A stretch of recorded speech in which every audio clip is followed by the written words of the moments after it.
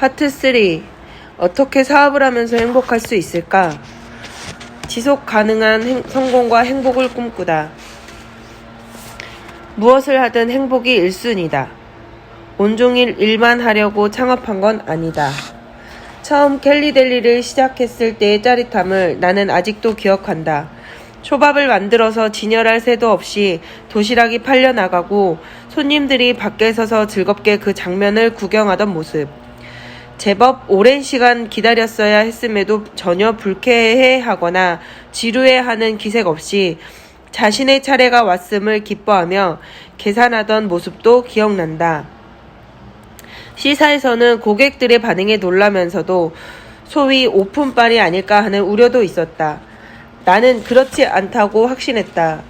시사는 항상 나보다 조심스러울 수밖에 없는 입장이었다.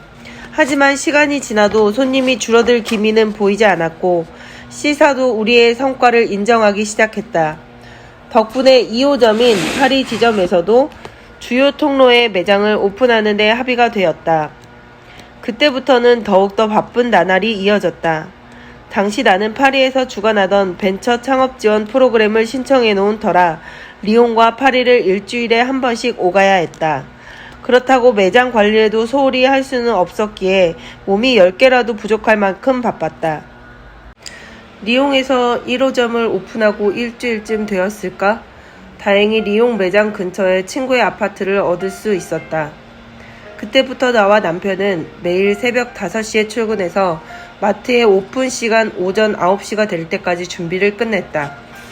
그리고 나서 나는 온종일 초밥을 만들고 남편은 진열대 밖에서 직원과 손님을 관리하며 바삐 일하느라 둘 다 녹초가 되었다. 그러나 집에 왔다고 해서 쉴 수 있는 건 아니었다.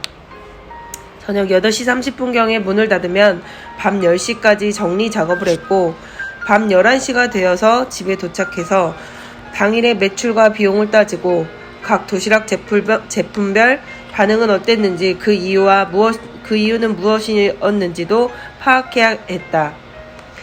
그러니까 하루 종일 일하고 들어와서 또 일을 한 것이다. 물론 힘들고 피곤했지만 그래도 나는 행복했다. 지난 2년간 누구보다도 열심히 준비했던 노력에 대해 보상받는 기분이었다. 내가 그린 그림대로 손님들이 반응하고 그 이상의 매출을 올릴 때의 기쁨은 경험해 봐야만 알 수 있다. 그런데 남편은 그날따라 기분이 좋지 않은 듯 됐다. 무슨 일인지 묻자 남편이 다소 슬픈 목소리로 말했다. 우리 언제까지 이렇게 일해야 되는 거야? 하루 종일 일만 하려고 사업을 시작한 건 아니잖아. 솔직히 그때 나는 좀 충격을 받았다. 회사가 잘 되니 좋은 거 아닌가 싶었지만 남편의 생각은 좀 달랐다. 생각해보면 남편은 사업하기 전에 꿈의 직장이라 할 만한 곳에 다녔던 사람이다. 그 회사는 수억 원의 연봉과 좋은 자동차를 비롯해 많은 복지 혜택, 다양한 해외 출장 기회, 재택근무가 가능한 환경 등 많은 사람이 부러워할 만한 근무 환경을 갖춘 곳이었다. 다만 대기업에서 오랫동안 정체된 일을 하다 보니 좀 더 변화가 눈에 보이고 성취감을 느낄 수 있는 일을 하기 원했다. 게다가 그는 다양한 관심사와 재주를 갖고 있어 스포츠에도 만능이고 악기도 곧 잘 다룬다. 이런 연유로 원래는 회사를 그만두고 좀 더 빠른 의사결정을 필요로 하면서 다양한 재능을 펼칠 수 있는 작은 회사를 운영해보는 게 내 남편의 원하는 바였다. 그는 일을 하는 것도 좋아하고 중요하다 생각하지만 일에 치여 사는 삶은 원하지 않으며 일 못지않게 자기만의 시간과 가족과의 시간을 갖는 것이 매우 중시했다.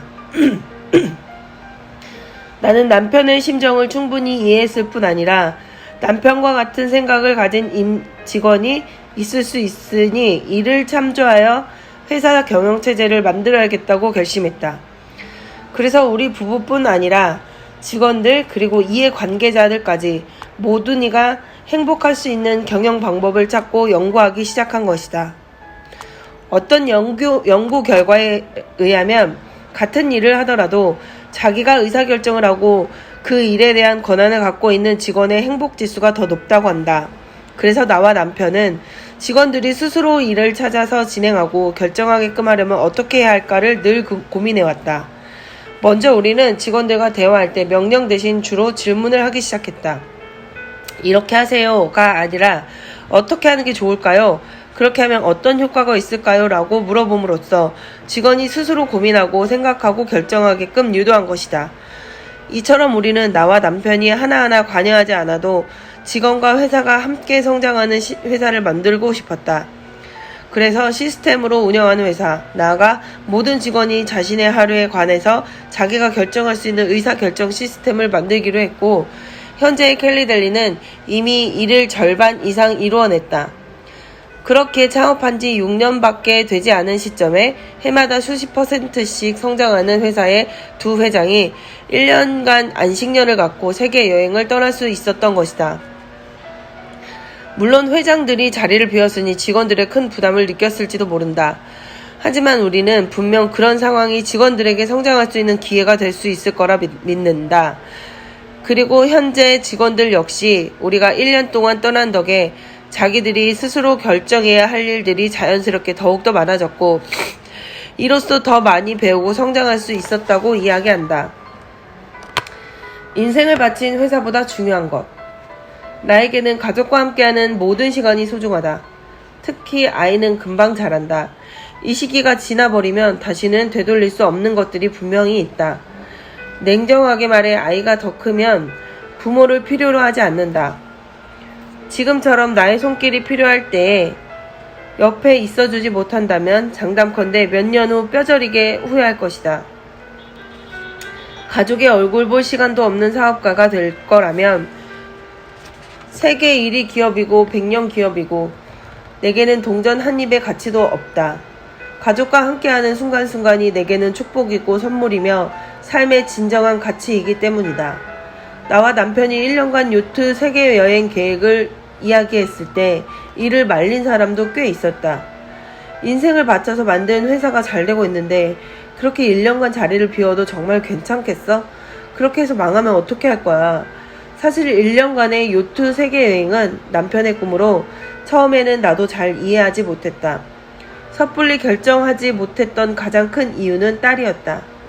당시 딸은 5살로 프랑스에서는 4살부터 학교를 다니는데 학교를 다녀서 공부해야 할 시간에 해외로 여행을 다닌다는 게 걱정이었기 때문이다. 그런데 결국 여행을 가기로 결정한 가장 큰 이유 또한 딸이었다. 이때가 아니면 성장하는 모습을 가까이서 보기도 어렵고 모험심을 길러줄 수 있는 좋은 기회라 생각했기 때문이다.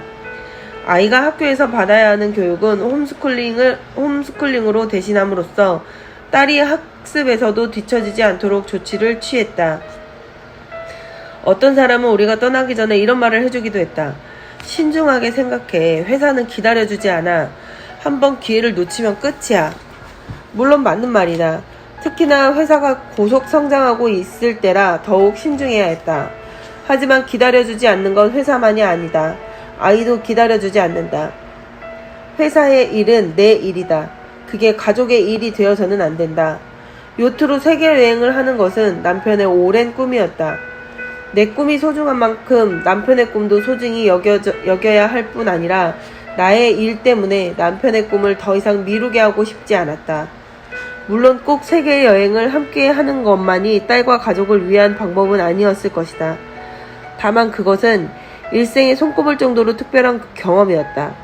나는 일생에서 딸에게 더 많은 것을 해주고 가족과도 추억을 더 많이 선물해주고 싶었다. 아이들은 자라면서 점점 더 가족보다 친구를 더 찾게 되어 있다. 하지만 나는 딸아이가 자신의 친한 친구보다 더 많은 것을 공유하고 털어놓을 수 있는 엄마가 되어주고 싶다. 이를 위해 나와 남편은 여전히 아이에게 많은 정성을 쏟고 있다. 물론 우리가 원해서 하는 일이기에 그 모든 순간이 행복하다. 나는 아이가 1살 반쯤 되었을 무렵에 매일 동화책을 읽어주고 있다. 하루에 2권, 아이가 원하면 3권도 읽어주었는데 지금까지 약 250권쯤은 읽어준 듯하다. 그 중에서는 20번에서 30번씩 읽어준 것도 있다. 아이가 글을 배우고 스스로 읽는 재미에 빠지게 될 때까지는 그렇게 매일 책을 읽어주려 한다. 그때가 되면 이 또한 아름다운 추억이 되고 아이는 어른이 되어서도 이런 기억을 떠올리며 행복해하지 않을까?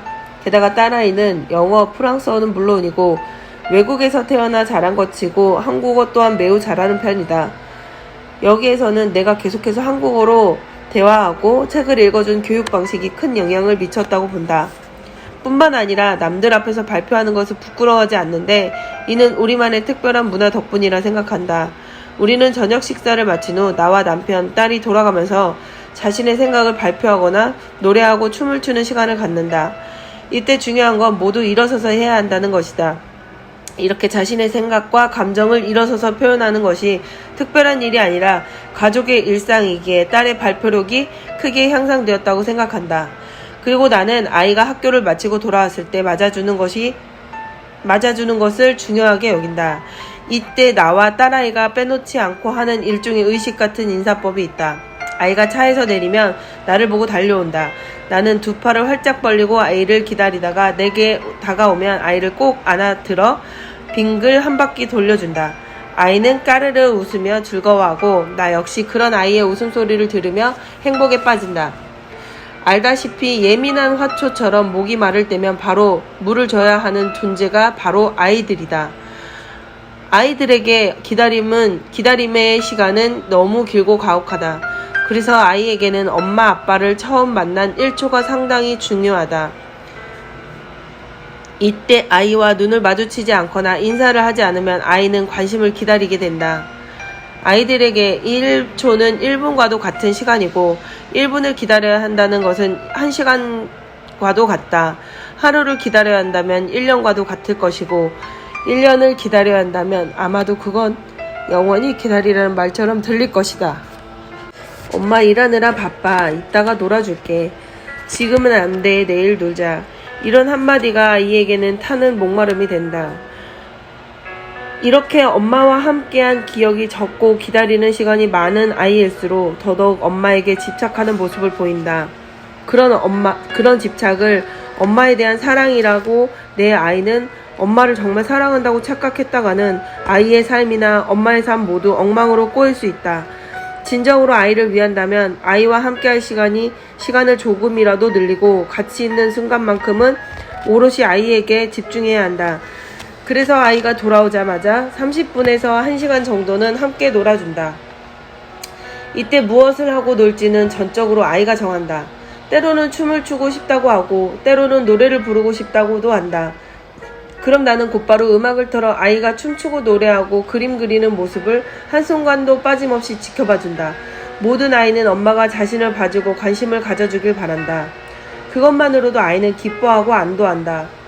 이렇게 엄마가 지켜봐주는 것도 중요하지만 함께 놀고 같이 하는 것 또한 중요하다. 딸도 자기 혼자 춤을 추는 것보다 엄마와 같이 춤을 추는 걸 선호한다. 딸이 가장 좋아하는 놀이 중 하나가 나 잡아봐라인데 이 또한 엄마와 함께 뛸 수 있기 때문이라고 한다. 아침에 아이를 깨우는 그 순간도 내게는 소중하다. 나는 매일 아이의 귓가에 노래를 불러준다. 아이가 서서히 눈을 뜨고 잠이 좀 깨면 몇 분간 그 자리에서 대화를 나눈다. 그러다 보면 아이는 기분이 좋아져 콧노래를 부르며 일어난다. 그럼 나는 할 일을 다 한 것이다. 아이와 함께하는 시간을 소중히 여긴 건 나뿐만이 아니다. 아이를 돌봐준 사람이 있음에도 남편은 일주일에 3번은 꼭 아이를 직접 학교에 데려다주고 데려온다.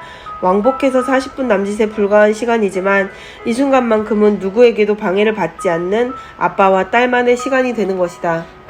우리는 가능하면 나와 남편 중 한 명은 무조건 아이와 함께 할 수 있도록 일정을 조정한다. 예전에는 출장을 꼭 함께 다녔다. 하지만 이제는 꼭 함께 가야 할 이유가 있지 않으면 둘 중 한 사람만 간다. 사업 특성상 출장은 대부분 해외로 가는데 둘 다 출장을 가버리면 아이는 부모 없이 며칠을 지내야 하기 때문이다. 그리고 나는 출장을 가더라도 아이에게 계속해서 소식을 전하고 또 소식을 받는다. 10초에서 30초쯤 되는 짧은 영상을 수시로 보내는 것이다. 이로써 아이는 계속해서 아빠와 엄마의 영상을 보며 함께 있는 느낌을 받을 수 있다. 당신은 사업가이고 당신 회사를 가지고 있으니까 그렇게 맘대로 시간도 조정할 수 있는 거겠지. 이렇게 따지고 싶은 사람도 있을 것이다. 일부는 맞는 말이다. 특히 야근이 많기로 유명한 한국에서 보통의 직장인이 아이의 학교에 맞춰 기다리다가 1시간씩 놀아주기란 힘들 수밖에 없다. 나는 사업가이기 때문에 내가 회사의 소유주이기 때문에 그렇게 할 수 있는 것이다. 하지만 사실 나의 입장도 완전히 자유로운 건 아니다. 나라 하나에 매장 몇 개만 가지고 있어도 관리가 쉽지 않은 법이다. 하물며 11개국 1200여 개가 넘는 매장을 가진 글로벌 기업의 회장이라면 바쁘지 않을 수 없다. 고백컨대 나 역시 정말 바쁘게 일하고 있지만 중요한 건 나는 아이와 함께 지낼 시간을 만들기 위해 시스템을 구축하여 이 일을 줄여나가고 있다는 점이다. 물론 이 역시 내가 일반 직장인이었다면 불가능했겠지만 핵심은 아이와 함께하는 시간을 소중히 여기고 조금이라도 함께할 시간을 만들기 위해 노력하겠다는 마음가짐이라 생각한다. 아이가 놀아달라고 할 때 잠깐이라도 자신의 일을 미루고 오롯이 아이와 노는 데 집중하는 게 정말 불가능할까? 아이가 10시간을 놀아달라는 것도 아니고 길어야 1시간 남짓이다. 누구에게나 주어진 시간은 똑같다. 하루 24시간을 어떻게 쓸지는 온전히 자기가 결정해야 한다. 따라서 일하느라 아이를 위해 쓸 시간이 없다는 건 정확히 말하면 정말 시간이 없는 게 아니라 우선순위에서 아이가 일보다 밀린 것이다. 따라서 아이와의 시간이 절대적으로 부족하다면 시간을 탓하기보다 인생의 우선순위에 대해서 다시 한번 점검해 볼 필요가 있다. 사실 SNS를 하는 시간만 줄여도 시간은 생겨난다. 혹은 잠을 조금 줄이거나 텔레비전을 보는 시간을 줄일 수도 있다. 일단 자신이 할 수 있는 선에서 최대한 아이와 함께하기 위해 노력하는 것이 중요하다. 특히 직장을 다니는 엄마들이 아이와 시간을 많이 보내지 못해 미안함과 죄책감을 안고 사는 경우가 많은데 전혀 그럴 필요가 없다. 아이와 함께하는 시간의 양보다 질이 훨씬 더 중요하기 때문이다. 아이와 하루 종일 같이 있으면서도 옆에서 스마트폰을 보며 SNS를 하거나 텔레비전을 보며 아이는 소외감을 느끼게 된다. 반대로 아이와 단 30분을 놀더라도 그 시간만큼은 온전히 아이에게만 집중한다면 짧은 시간이더라도 엄마의 진심은 충분히 전달된다. 아이 또한 그것을 충분히 느낄 수 있기 때문에 많은 시간을 한 공간에서 함께하는 것 자체가 중요한 건 아니다. 사장이 없어도 타격이 없는 회사. 든자리도 난자리도 티가 나지 않는 사장. 이상하게 들릴 수도 있지만 나는 처음 사업을 시작할 때부터 사장이 일하지 않는 회사를 만들고자 했다. 시작도 하기 전부터 일하지 않으려 했다니 어이없게 들릴 수도 있다. 허나 이는 바꿔 말하면 나 없이도 잘 돌아가는 회사를 만들겠다는 결심이라 할 수 있다. 회사는 고속도로를 달리는 자동차와 같다.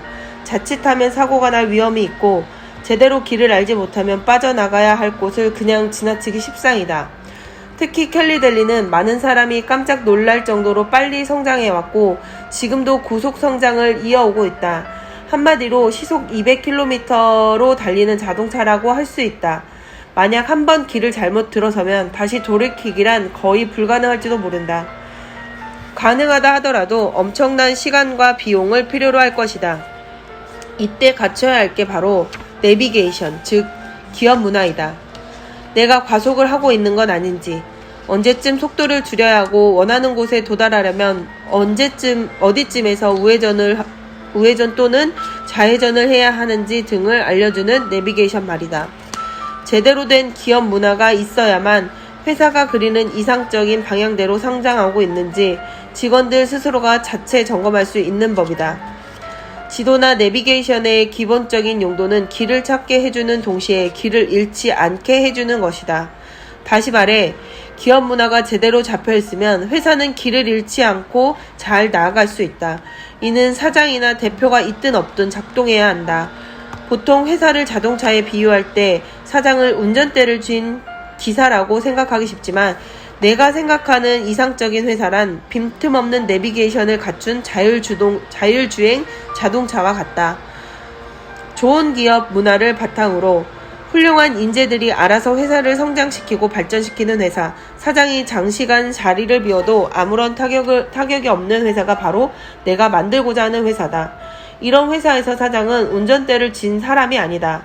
사장은 통찰력을 발휘해 멀리 바라보고 목적지를 정하는 사람이어야 한다. 일단 목적지를 정하고 입력을 했다면 사장이 자리에 있건 없건 회사가 알아서 그곳에 도달해야 하는 것이다. 든 자리는 몰라도 난 자리는 안다는 말이 있다.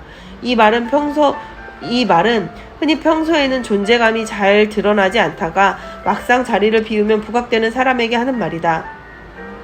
보통은 이 말을 칭찬으로 받아들인다. 하지만 사장이 이런 존재라면 역할을 제대로 하지 못했다는 의미다. 사장의 의미는 자신이 사장이 있는 동안에도 물론이고 그 자리에서 물러난 후에도 회사가 성장할 수 있도록 하는 것이다. 사장 혹은 스타 한 사람으로 인해 좌지우지 되는 회사는 이미 그것만으로도 큰 위험을 갖고 있다. 그러니 사장이 이런 말을 들었다면 내가 회사의 시스템을 제대로 만들지 못했구나. 우리 직원들의 성장을 제대로 돕지 못했구나 하고 반성해야 한다. 사장이 자리에 없을 때도 회사가 성장하려면 크게 두 가지가 필요하다. 바로 시스템과 인재이다.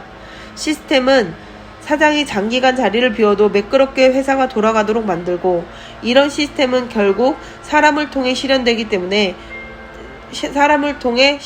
때문이다. 그리고 이런 시스템과 인재를 키워내는 힘이 바로 기업 문화다.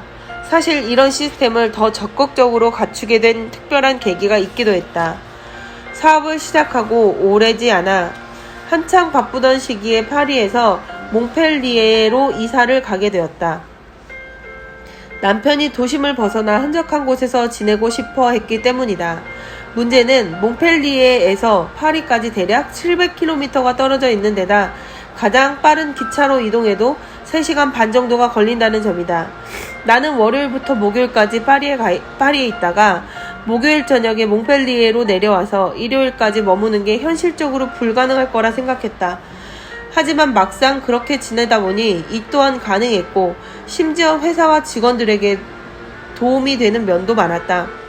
금요일에는 몽펠리에에 내려와야 했기 때문에 이에 대비해서 직원들이 스스로 의사결정을 내릴 수 있도록 교육을 시행하게 된 것이다.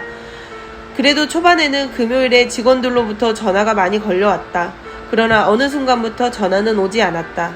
이는 직원들이 알아서 움직이게 되었다는 뜻이다. 시스템에서 멀리 떨어진 덕분에 사장이 없어도 알아서 돌아가는 회사 시스템이 정착되기 시작한 것이다. 가족 같은 기업은 불가능할까? 우리 회사의 기업 문화를 단 한 단어나 한 문장으로 표현하기란 쉽지 않다. 생각해보면 문화라는 것 자체가 그렇게 쉽게 설명할 수 있는 성격의 것은 아니다. 그렇다고 켈리델리의 기업 문화가 어떤지를 하나하나 설명하자는 것은 독자들에게 큰 의미가 없을 테니 최대한 간단하게 소개해보겠다. 토탈리 투게더. 이는 켈리델리의 기업 문화를 설명하는 5가지 가치 중에서 가장 포괄적이면서 가장 강조하는 것이기도 하다. 한국어로 직역하면 완전히 함께 또는 전적으로 함께 정도의 뜻이다. 나는 이 말을 가족처럼 일하는 의미로 사용한다.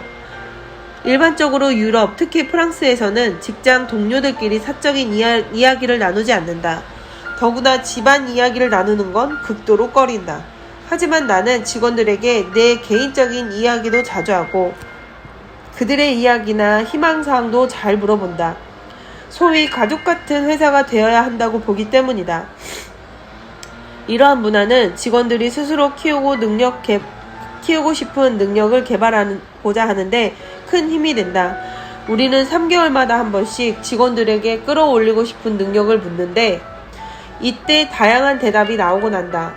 그러면 우리는 그 능력을 개발할 수 있는 방법을 제시한다. 예를 들어 프리젠테이션을 잘하고 싶다고 답한 사람이라면 사내에서 프리젠테이션을 잘하는 사람과 짝을 이루어 그 노하우를 전수받을 수 있게 한다. 그러면 그때부터 둘은 같이 점심 식사를 하면서 교육을 받고 연습을 하기도 한다. 만약 영어를 잘하고 싶다면 영어를 잘하고 싶다고 답한 사람이 있다면 주위의 직원들이 그와 대화할 때 최대한 영어로 대화하게끔 한다. 그렇게 따로 시간과 돈을 들여 배우지 않더라도 자연스레 영어를 익힐 수 있는 환경이 만들어진다. 다시 말해 직원들의 성장 역시 시스템을 통해 저절로 이루어지는 것이다. 또 이런 문화는 직원들 간의 사이를 돈독하게 만들어준다. 예를 들어 한 직원은 아버지가 암으로 투병 중이고 위독한 상황이었다. 유럽에서는 보통 이런 이야기를 회사 동료에게 하지 않는다. 하지만 만약 어느 날 아버지의 상태가 급속도로 악화되거나 돌아가시기라도 하면 그 직원은 갑자기 자리를 비워야 할 수도 있다. 그럴 경우 저간의 사정을 몰랐다면 대비할 수도 없었음은 물론이고 갑자기 자리를 비운 직원을 원망하는 경우까지 생길지도 모른다. 하지만 이미 그런 사정을 다 알고 있다면 이런 급박한 상황에 대비해 미리 업무 분담을 해둘 수 있다. 이로써 회사 입장에서는 불의의 상황이 생겨도 무리 없이 대처할 수 있고 해당 직원 역시 비교적 마음 편히 일을 볼 수 있는 것이다. 또한 이런 사정을 알고 있다면 평소 그 직원을 대할 때 실수로 마음 상하게 할 일도 만들지 않을 것이다. 그러나 요즘에는 가족 같은 회사라는 말을 부정적으로 바라보는 사람이 많은 것으로 안다.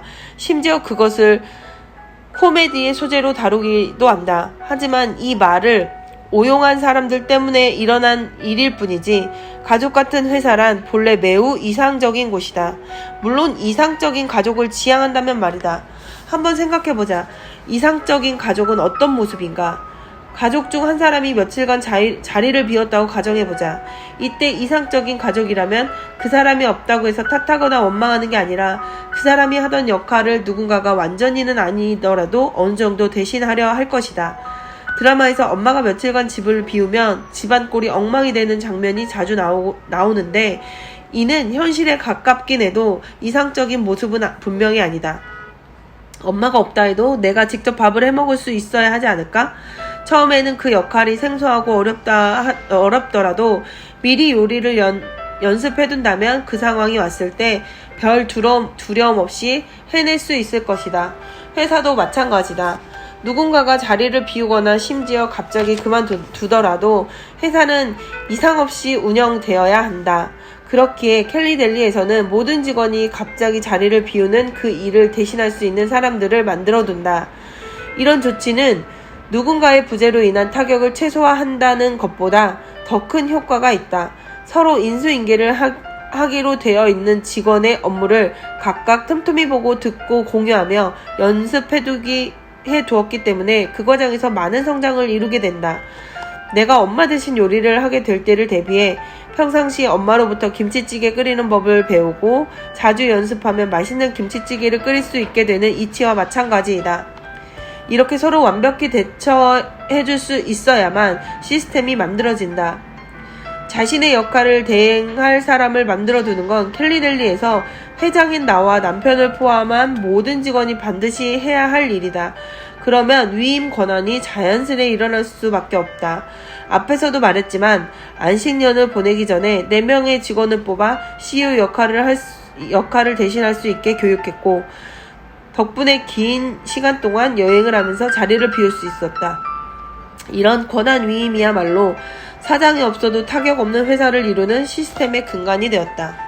또한 가족이라면 두말할 것도 없이 서로 간의 진실함과 진솔함, 투명함과 믿음이 중요하다.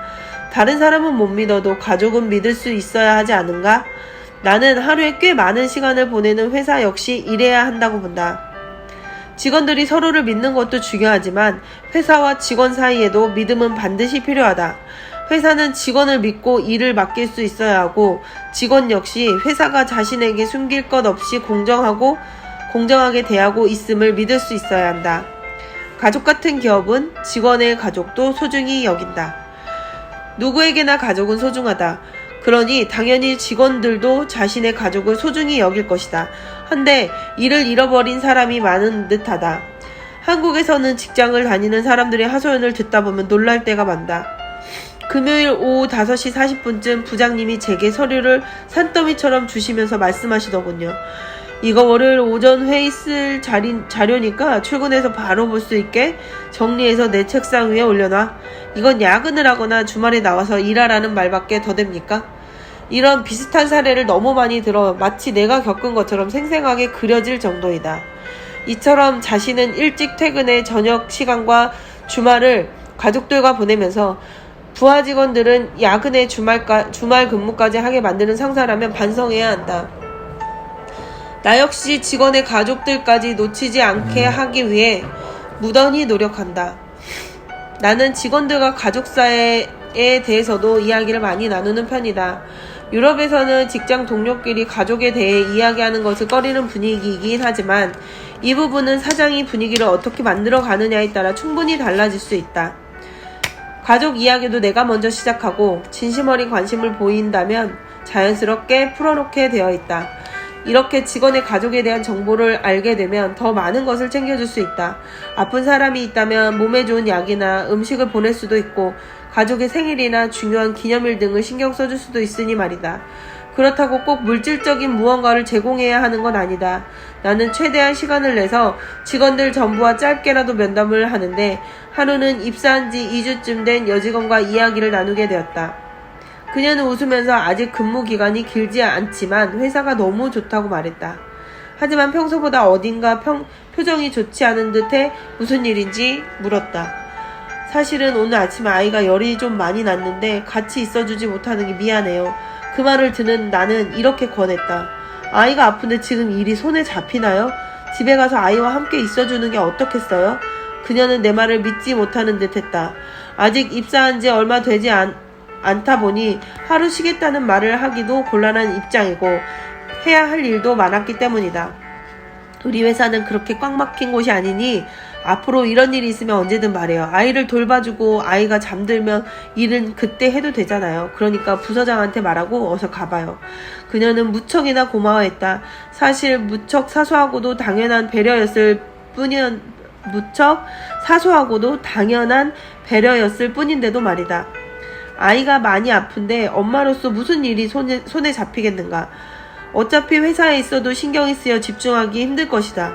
차라리 아이 곁에 있어주면서 재택근무를 할 수 있도록 배려해주는 것이 모두에게도 좋은 일이 아닐까? 한 번은 스페인 지사장이 마트 측과 중요한 미팅을 앞두고 있었다. 그런데 미팅이 시작되기 전 지사장에게 전화를 걸었더니 미팅 장소에 도착해야 할 그가 기차를 타고 집으로 가는 중이라고 하는 게 아닌가? 아이가 아프다고 연락이 왔어요. 그의 이 한마디에 나는 모든 상황을 이해했다. 그리고 당연히 그를 이해했고 그의 결정이 옳았다고 생각한다. 마트 측에도 상황을 설명하니 흔쾌히 이해해 주었다. 물론 아무래도 유럽 회사는 일보다 가족 우선이라는 문화가 이미 어느 정도 바탕이 되어 있기 때문이기도 할 것이다. 하지만 그렇다고 해서 직원들이 집에 일이 있을 때마다 자신의 일을 제치고 집으로 갈 수 있다는 뜻은 아니다. 우리 회사는 직원을 배려하는 기업 문화를 갖고 있지만 그렇다고 해서 결코 일이 쉽거나 단순한 건 아니다. 다른 회사와 비교했을 때에도 일이 적지 않은 데다 많은 역량을 필요로 하고 새롭게 도전해야 하는 업무가 많기 때문에 원칙적으로는 회사에서 자신의 업무에 집중하며 최선을 다해 최고 수준으로 마무리하는 게 중요하다. 따라서 어쩌다 한 번씩 집에 큰일이 생겼을 때 이렇게 배려를 해주는 것이다. 만약 집에 정기적 혹은 지속적으로 해결해야 하는 문제가 있다면 그건 여건에서도 업무에 집중할 수 없는 본인만의 시스템을 만들 수 있도록 코칭해주고 있다. 많은 직원이 열심히 일해야 하는 이유는 나 자신을 위해서이기도 하지만 가족의 행복을 지키기 위해서이기도 하다. 그런 직원들의 가족을 소중히 여기지 않고 신경 써주지 않는다면 그 직원 또한 회사를 진정으로 위할 수 없다.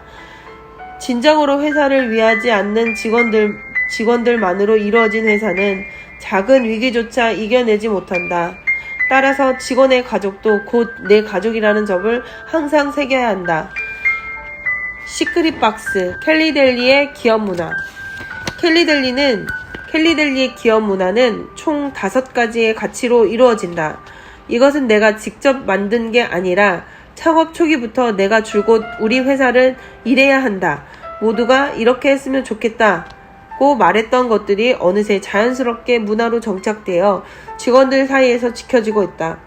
이를 기업 문화를 관장하는 사람과 문화팀에서 발견하여 종이에 기록하기 시작했고 그들을 다 같이 더 잘 지키자는 뜻에서 켈리델리의 5가지 가치와 각각 가치를 지키기 위한 행동 지침으로 정리한 것이다. 원래 기업 문화는 회사가 만들어진 순간부터 다져나가야 한다. 특히 창업 초창기에 사장이 하는 말이나 행동은 곧 그 회사의 문화로 정착되기 때문이다. 리더라면 필히 자신의 일거수일투족에 대해 점검하고 내가 추구하는 것은 무엇인지 일관되게 그들을 지키고 있는지를 상시 돌아봐야 한다. 5가지 가치. 첫 번째, 전적으로 함께. 의미. 우리는 한 가족이다. 우리는 가족으로서 존재할 때 매우 강해지고 각자의 특별한 재능에 집중함으로써 함께 성장할 수 있다. 행동 지침. 1. 항상 서로를 존중하고 다양성을 장려한다. 2. 가족으로서 함께 일하고 함께 논다. 3. 각자의 강점을 존중한다. 4. 긍정적인 방향으로 성장하고 발전할 수 있도록 항상 서로 돕는다. 5. 팀워크를 고취시키는 에너지를 창조한다. 6. 지역과 지구 환경을 존중한다. 2번째 가치. 끊임없는 호기심. 우리는 항상 새로운 가능성과 통찰력에 대해 호기심을 가지고 새롭고 효율적인 일을 추구한다. 1. 항상 질문하고 현실에 안주하지 않는다. 2. 사업가처럼 스마트하게 생각한다. 3. 자신을 얼마나 성장시킬 수 있을지 끊임없이 호기심을 가진다. 4. 변화를 단순히 받아들이지 말고 직접 그것을 주도하여 챔피언이 된다. 5. 급진적인 아이디어를 수용한다. 6. 실수를 두려워하지 않는다. 전문적인 완벽함. 우리는 항상 가능한 것이나 기대되는 것 그 이상을 해낸다. 1. 결정은 신속하고 계속해서 고쳐나간다. 결정은 신속히 하고 계속해서 고쳐나간다. 2. 기대한 것 이상으로 해냄으로써 사람들을 놀라게 한다. 3. 평균만으로는 충분하지 않다. 모든 문제에 적극적이고 긍정적으로 도전한다. 4. 성공을 축하한다. 5. 작은 디테일에도 놓치지 말고 기한에 맞추어 완벽하게 해낸다. 6. 자신의 분야에서 전문가가 되도록 스스로를 독려한다. 겸허하면서 정직하게. 우리는 항상 고객과 파트너 및 우리와 거래하는 모든 사람에게 정직하다. 결코 우리 자신의 뿌리를 잊지 않는다. 1. 항상 모든 사람의 의견을 존중한다. 2. 정치적인 행동 없이 솔직하게 소통한다. 3. 항상 진실되고 올바른 선택과 행동을 한다. 4. 자기 사업인 것처럼 일하고 자기 돈인 것처럼 쓴다.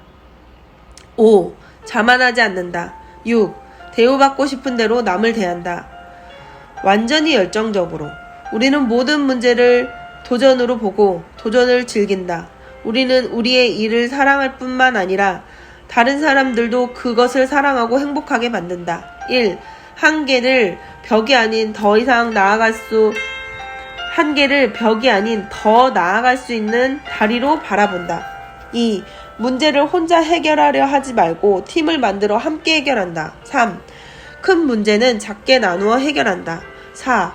우리가 하는 일에 믿음을 가지고 절대 안 돼 라는 말은 하지 않는다. 5. 도전 과제가 있음을 기뻐하고 받아들인다. 6. 부정적인 행동에 도전한다. 누구도 컵에 물이 반밖에 없기를 바라지 않는다.